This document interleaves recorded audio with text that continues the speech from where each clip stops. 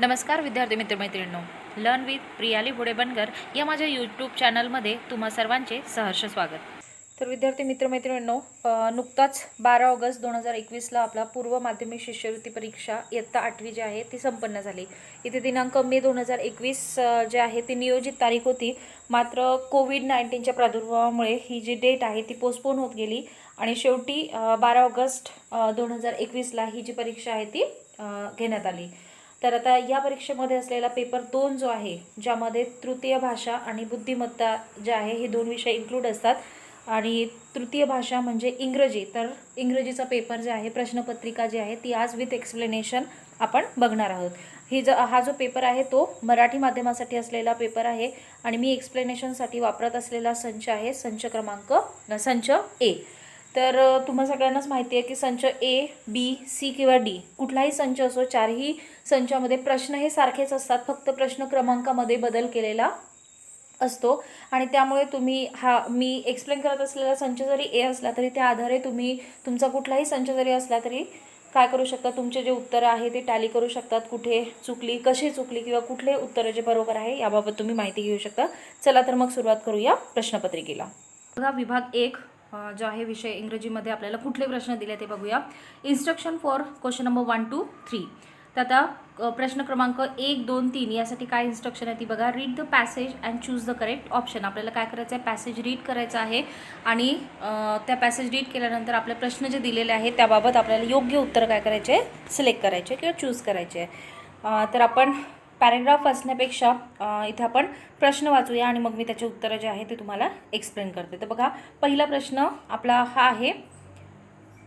The writer saw his first tiger at the age of. म्हणजे writer जे आहे त्यांनी त्यांच्या वयाच्या कुठल्या वर्षी जो आहे पहिला टायगर बघितला. तर इथे आपल्याला सुरुवातच दिली आहे, I was 19 when I saw my first tiger in the wild. ठीक आहे, आता पुढला पण वाचून आपल्याला जे उत्तर मेन आहे तिथे आपल्याला दिलं आहे आय वॉज 19. म्हणजे ते किती वर्षाचे होते, तर ते होते 19 वर्षाचे. ठीक आहे, आपला पुढला प्रश्न आपण पाहूया.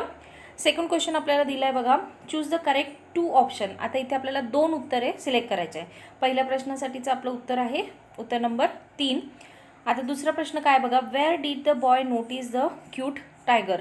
जो क्यूट टायगर होता तो कुठे त्याने नोटीस केला किंवा कुठे बघितला, तर त्याचं उत्तर आहे in the Kanha tiger reserve. And next आहे बिहाइंड द नॅरो पाथ. आता उत्तर कुठे दिले आहे ते सुद्धा मी तुम्हाला इथे सांगते बघा. बिहाइंड द नॅरो पाथ हे आहे पहिलं आणि दुसरं उत्तर आहे कान्हा टायगर रिझर्व. ठीक आहे, तर अशा प्रकारे आपण सेकंड क्वेश्चन जो आहे त्याचं देखील उत्तर पाहिलं. आता पाहूया आपला तिसरा प्रश्न काय आहे.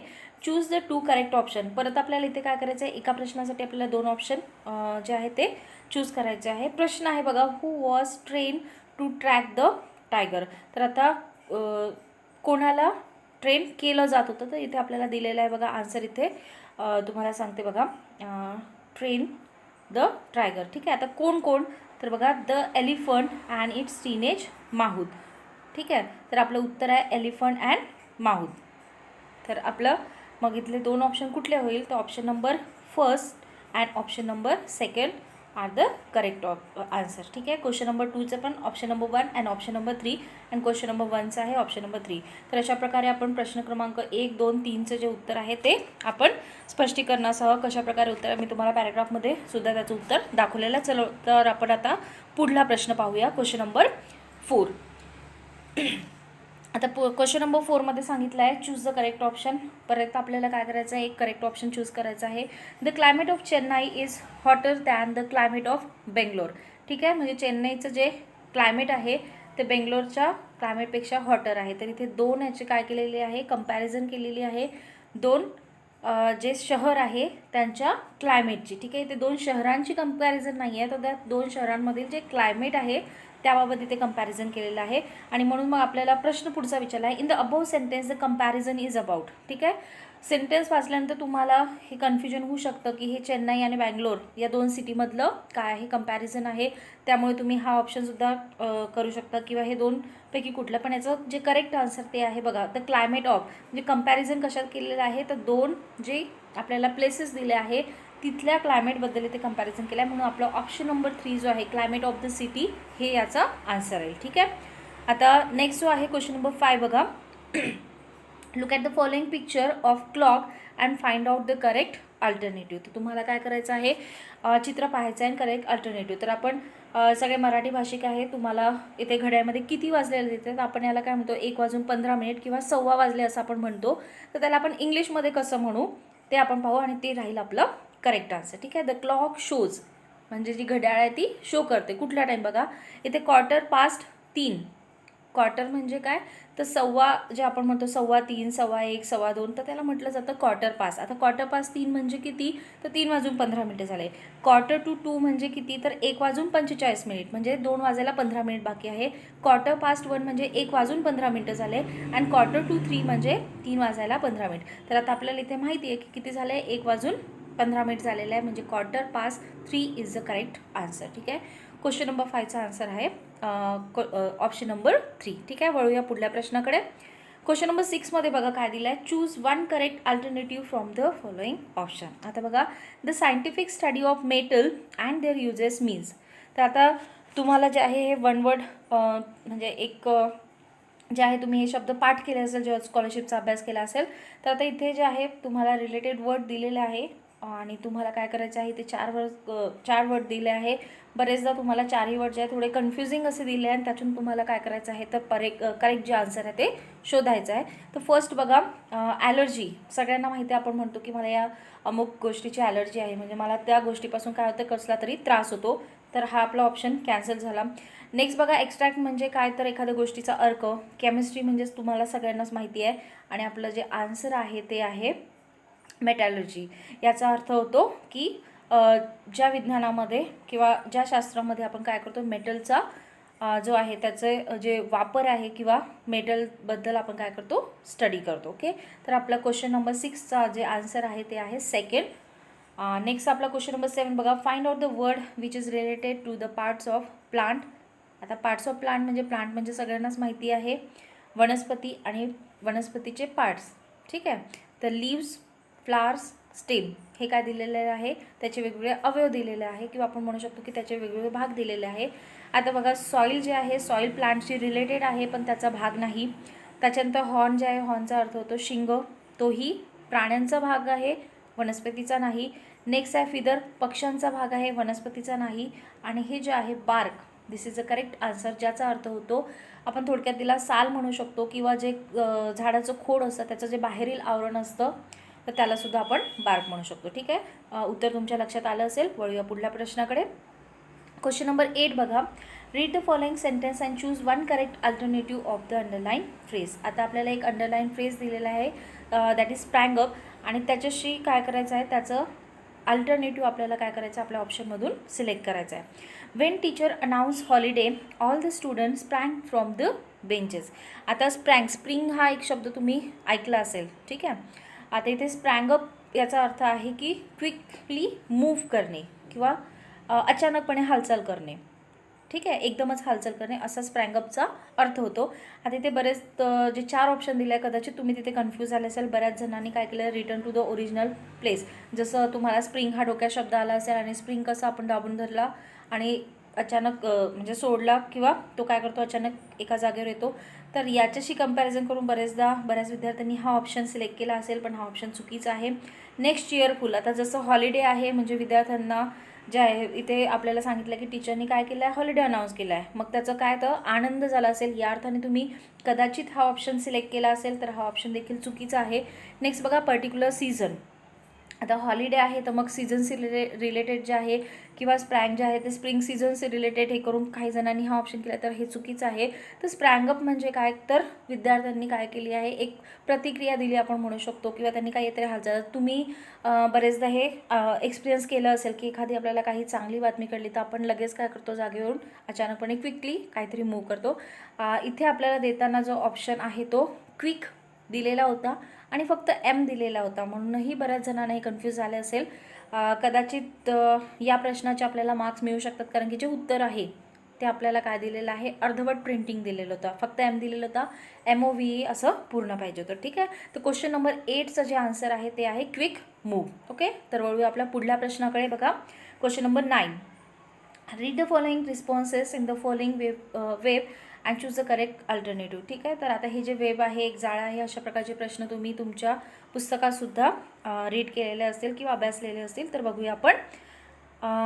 इथे काय दिलं बघा, that's so sad, that's too sad, that's terrible, that's bad, sorry to hear that. तर अशा प्रकारचे एक्सप्रेशन आपण कधी देतो? गुड न्यूज ऐकल्यावर नक्कीच नाही. म्हणजे चांगली बातमी ऐकल्यावर आपण दॅट्स बॅड किंवा सॉरी टू हिअर दॅट असं वगैरे एक्सप्रेशन देत नाही. त्याच्यानंतर विक्ट्री म्हणजे एखादा विजय मिळाल्यानंतर तर आपण असं एक्सप्रेशन अजिबात देत नाही. अपील टू सेव्ह वॉटर, आता जर आपल्याला सेव्ह वॉटरबद्दल कोणाला सांगायचं आहे तर आपण अशा प्रकारचे करत नाही. पण इथे जो ऑप्शन दिलेला आहे, option number 4, that is bad news, तर आपलं हे जे आहे हे करेक्ट उत्तर आहे. तर हे जे सगळे जे एक्सप्रेशन आहे किंवा सगळे जे सेंटेन्सेस आहे ते बॅड न्यूज जे आहे इथे आपल्या सेंटरला आपण योग्य प्रकारे जे आहे ते अल्टरनेटिव्ह असू शकतं. तर आपलं उत्तर जे आहे ते आहे bad news. Okay, see the next question number 10, choose the correct alternative. What is it which begin with T and end with T that has T in it. आता याचं उत्तर शोधणं अतिशय सोपं होतं. कुठल्याही याचा जास्त विचार न करता इथे आपल्याला 2 सुटसुटीत असे ऑप्शन म्हणजे कीवर्ड दिलेला आहे बघा, किंवा आपण म्हणू शकतो हिंट दिला आहे की begin with T and end with T, म्हणजे ज्याची सुरुवात टीनी होते आणि शेवटसुद्धा टीनी होते. तर आता बघा, टी सुरुवात टीनी झाली आहे पण शेवट नाही, म्हणून हा ऑप्शन कट. पीची शेवट टीनी झाला आहे मात्र सुरुवात टीनी नाही, हा पण ऑप्शन कट. टाईमची सुरुवात टीनी झाली आहे मात्र शेवट नाही. तर अशा प्रकारे जर आपले तिन्ही ऑप्शन इथनं बाद झाले तर आपला एक आन्सर होत आहे. ठीक आहे, ही सहज सोपी पद्धत होती. पण जर आपण सेंटेन्स थ्रू जर विचार करून आन्सर शोधायचं म्हटलं तर बघा, which begin with T and end with T, हे दोन्ही ज्या कंडिशन इथे कंप्लीट होतात बघा. टीपासून सुरुवात, टीपासून शेवट. अँड हॅज, इथे जे आहे टी दिलेलं आहे इन इट, म्हणजे टी पॉटमध्ये काय ठेवलं जातं तर टी. ठीक आहे, तर अशा प्रकारे आपला ऑप्शन नंबर 2 जो आहे तो करेक्ट ऑप्शन आहे. नेक्स्ट बघा, instruction for question number 11 and 12. तर 11-12 प्रश्नासाठी आपल्याला एक इन्स्ट्रक्शन दिले आहे, तर ती आपण वाचून घेऊया पहिले. बघा, read the advertisement and choose 1 correct alternative. म्हणजे तुम्हाला ॲडव्हर्टाइजमेंट जी आहे ती वाचायची आहे आणि उत्तरासाठी जे अल्टरनेटिव्ह दिलं आहे त्यापैकी करेक्ट आन्सर जे आहे चूज करायचं. आता बघा, choose the correct option. What is the name of the store. आता इथे मी पूर्ण ॲडव्हर्टाइजमेंट वाचण्यापेक्षा जे उत्तर आहे तिथे तुम्हाला सांगते बघा. Time for back to school, म्हणजे परत शाळेत जाण्याची वेळ आहे. डोंट वेट, कम फास्ट, म्हणजे वाट बघू नका, लगेच या.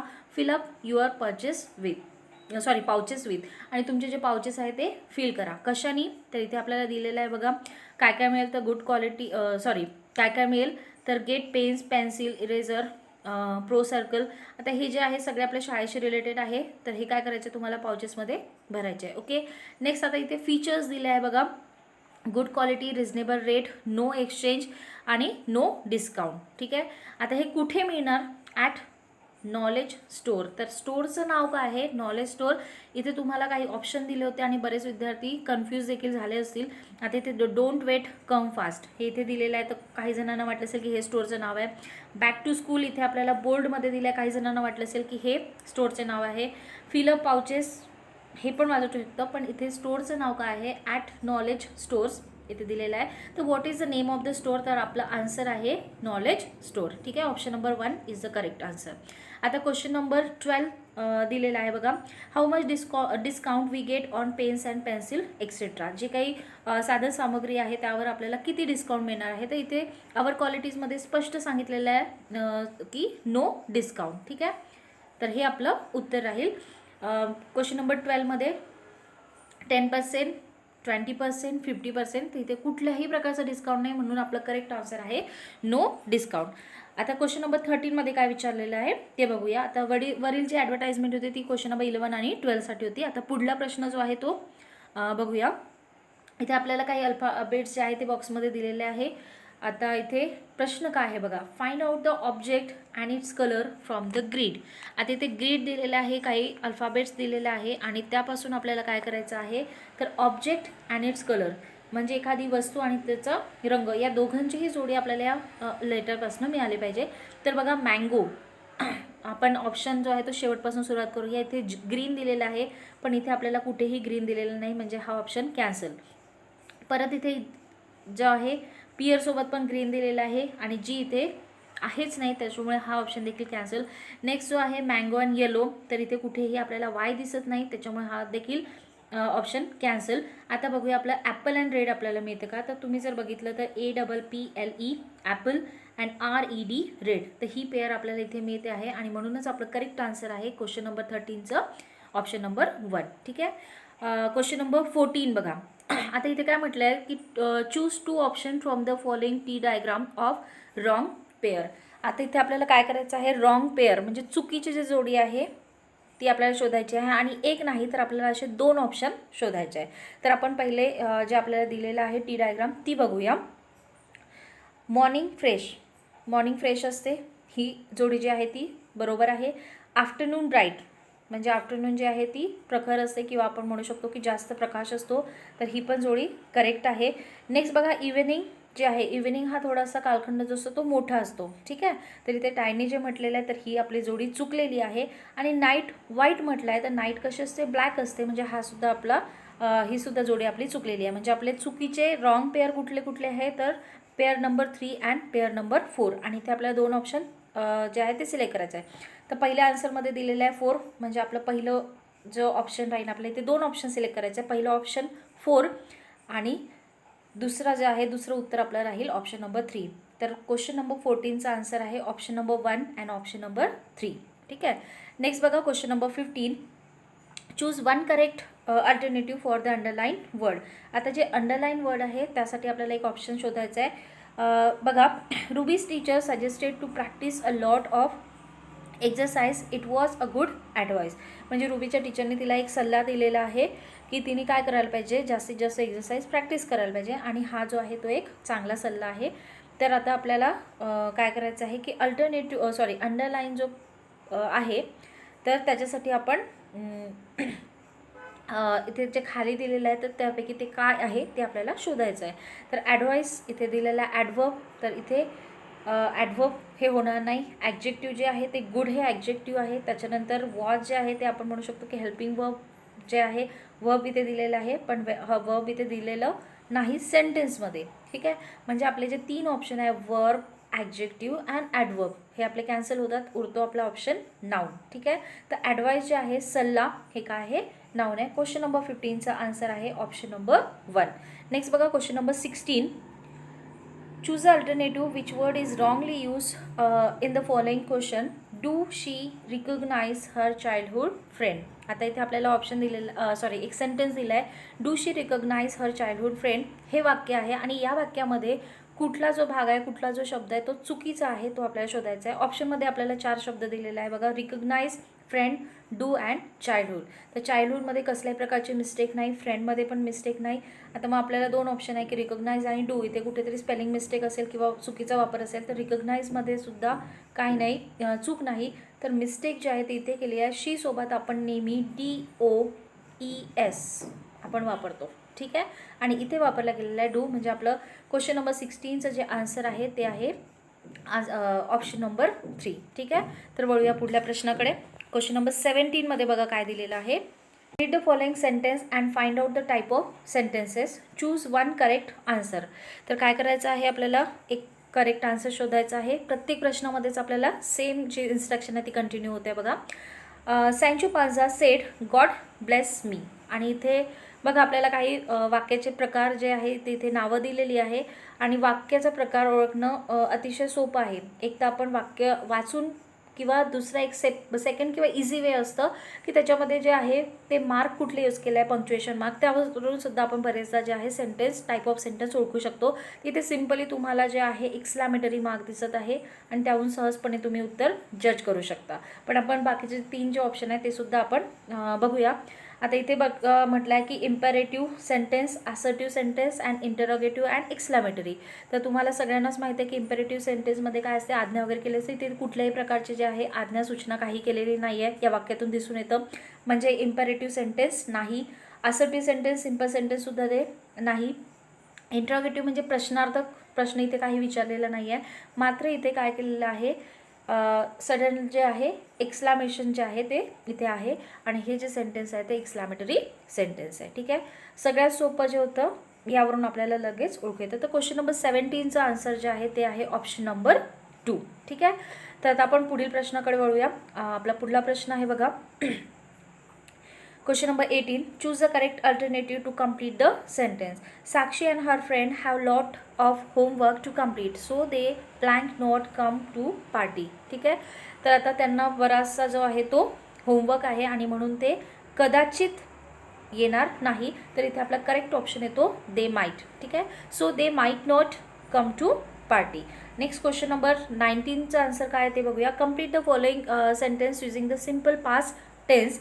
Choose one correct alternative. आता इथे काय म्हटलेलं बघा, आपल्याला जे आहे सिम्पल पास्ट यूज करायचं आहे बघा. Once upon a time there was a girl called Alanshka. Alanshka blank with her parents and baby brother. तर इथे आपल्याला आन्सर जे आहे ते आहे LIVED लिव्ह. ओके. आता याला LIVED लिव्ड असं वाचायचं नाही, याला आपण सिम्पली लिव्ह असं वापरतो, मात्र लिहिताना आपल्याला ED विथ ED लिहायचं आहे. नेक्स्ट बघा क्वेश्चन नंबर 20.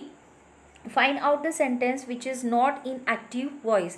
तर ॲक्टिव्ह व्हॉइसमध्ये नसलेलं सेंटेन्स कुठलं ते आपल्याला जे आहे ते शोधायचं आहे. ठीक आहे. आता active voice, not active voice म्हणजेच काय, तर ते पॅसिव्ह व्हॉइसमधलं असायला पाहिजे. बघा, honesty sorry honey is made by बीज. नेक्स्ट बघा, I saw him opening the box. I was offered a chair and the letter was written by clerk. ठीक आहे. तर ते रिटन बाय क्लर्क यांच्याकडनं घडलेली घटना आहे. बाय बीज यांच्याकडनं घडलेली घटना आहे. I was offer a chair. आता इथे कॉमा नंतर इथे काय दिलं आहे, काही सेंटेन्स दिलं नाही, पण हे कदाचित असं होतं I was offer a chair by my student और बाय माय मदर. ठीक आहे. आता इथे वेगळं कुठलं वाक्य आहे तुम्ही सहजपणे ओळखू शकता. इथे option number 2 is our answer for question number 20. ठीक आहे. नेक्स्ट बघा क्वेश्चन नंबर 21मध्ये काय दिलं आहे. Complete the sentence using the correct alternative. The teacher said that the earth blank round the sun. आता इथे बऱ्याच जणांना कन्फ्युजन झालं असेल, विल गो, हॅड गो, गो. तर युनिव्हर्सल ट्रूथ जे असतं तिथे आपण काय वापरणार, goes. The earth goes round the sun. आता इथे आपण नेहमी जो आहे ते सिम्पल प्रेझेंट आपण वापरत असतो युनिव्हर्सल ट्रूथ जे असतात त्या बाबतीत. तर इथे आपल्याला विल गो, हॅड गो किंवा हॅड गॉन हे आपल्याला वापरता येणार नाही. तर इथे योग्य उत्तर आहे आपलं goes. The teacher said that the earth goes round the sun. ठीक आहे. आता आपल्या क्वेश्चन नंबर 22साठी आपल्याला काय करायचं आहे, एक पॅरेग्राफ वाचायचं आहे. Instruction for question number 22 and 23. इथे पॅरेग्राफ दिला आहे आणि पॅरेग्राफमधून आपल्याला उत्तरं जी आहे ती शोधायची आहे. तर पॅरेग्राफ न वाचता मी प्रश्न वाचते आणि नंतर तुम्हाला उत्तर सांगताना पॅरेग्राफमधून ती एक्सप्लेन करते. Question number 22. Wikipedia is easily available at. ठीक आहे. तर विकिपीडिया जो आहे तो कुठे अवेलेबल होतं, तर तुम्हाला इथे जेव्हा तुम्ही पॅरेग्राफ बघता बघा, read it on the net. ठीक आहे. आता ते इंटरनेट तुम्हाला सगळ्यांनाच माहिती की आपल्याला इंटरनेटवर ते अवेलेबल होतं आणि इथे आपल्याला ऑप्शन दिलेलं आहे. उत्तर आपलं इथं आहे ऑप्शन नंबर 4. नेक्स्ट बघा क्वेश्चन नंबर 3मध्ये काय म्हटलं आहे. The information on Wikipedia is in form of couplets, in the form of dialogue, in form of table, in form of article. तुम्हाला हे इथे आन्सर जे आहे ते मी तुम्हाला शो करते बघा. It content information on the thousands of topic in form of article. आपलं उत्तर जे आहे ते इथे आहे. ठीक आहे. तर आपला हा जो ऑप्शन आहे क्वेश्चन नंबर 23साठी option number 3 is the correct answer. Next बघा question number 24. Choose the correct option. Drop everything and read. It's an excess towards the success. तर आता बघा, this slogan is related to fame, reading, library and plant. तर हे जे आहे simply जे आहे ते रीडिंगबद्दल ही जी आहे ती स्लोगन आपल्याला दिलेली आहे. तर क्वेश्चन नंबर 24चं जे आन्सर आहे ते आहे आपलं आन्सर नंबर ऑप्शन नंबर 3. ठीक आहे. आपला लास्ट जो क्वेश्चन आहे तो आपण बघूया. Choose the correct option. Beena sent message. ठीक आहे. आता बीनाने मॅसेज सेंड केला आहे. मॅसेज काय बघा, हाऊ वॉज युअर एक्झाम, म्हणजे तुझी एक्झाम जी होती ती कशी होती. She got an answer. तिला उत्तर मिळालं काय, EZ. Can you guess the meaning. आता बरेच जण तुम्ही जे आहे इलेक्ट्रॉनिक जे आहे मीडिया यूज करता किंवा इलेक्ट्रॉनिक जे आहे मोबाईल आहे, PC आहे आणि त्यावरनं तुम्ही चॅट पण करता. तर असं चॅट करत असताना आपण जे आहे ती अशा प्रकारची भाषा वापरतो. ठीक आहे. बिझी जर म्हणायचं तर आपण BZ लिहितो. आता इथे EZ म्हणजे काय, इझी. ठीक आहे. आपल्याला इथे अर्थ जो आहे तो गेस करायचा होता. Difficult, easy, with ease and easily हे आपल्याला 4 ऑप्शन दिले होते. तर ई आणि झेडचा जो अर्थ होतो इथे म्हणायचा आहे इझी. ठीक आहे. तर क्वेश्चन नंबर 25चा आन्सर जे आहे ते आपण बघितलेलं आहे. तर अशा प्रकारे एकंदरीत जे 25 क्वेश्चन होते ते आपण इथे बघितलेले आहे. आता ABCD असे 4 वेगवेगळे सेट असतात आणि त्या सेटमध्ये प्रश्न जे आहे हेच आहे, फक्त क्रम बदलून दिलेला असतो. त्यामुळे ABCD जो आहे प्रत्येक सेटसाठी वेगळा व्हिडिओ न बनवता मी काय केलेलं आहे ते प्रत्येक प्रश्नाचं उत्तर काय आहे आणि कशा प्रकारे ते आलेलं आहे हे तुम्हाला इथे एक्सप्लेन केलेलं आहे. तुमच्याकडे जर हा जो सेट आहे जो मी आपल्या एक्सप्लेनेशनसाठी वापरलेला आहे तो आहे सेट A. ठीक आहे. पण तुमचा सेट B असेल, सेट C असेल, सेट D असेल, तुम्ही प्रश्न वाचून काय करू शकता, सहजपणे तुमची उत्तरं बरोबर आहे की नाही, किती चुकली किंवा कशा प्रकारे चुकली, तर हे जे आहे तुम्ही याबद्दल काय करू शकता, माहिती घेऊ शकता. तर लवकरच भेटूया आपल्या पुढील व्हिडिओमध्ये. या प्रश्नासंबंधी जर तुमच्या काही क्वेरीज असतील, काही प्रश्न असतील तर कमेंट बॉक्समध्ये नक्की कमेंट्स करा. व्हिडिओ आवडल्यास तुमच्या मित्रांना शेअर करा, जेणेकरून या व्हिडिओचा उपयोग इतरही विद्यार्थ्यांना घेता येईल. आणि माझे जे अपकमिंग व्हिडिओज आहे, नेक्स्ट व्हिडिओज आहे, त्याचे टाइमली नोटिफिकेशन मिळवण्यासाठी माझ्या चॅनलला सबस्क्राईब नक्की करा. थँक्यू.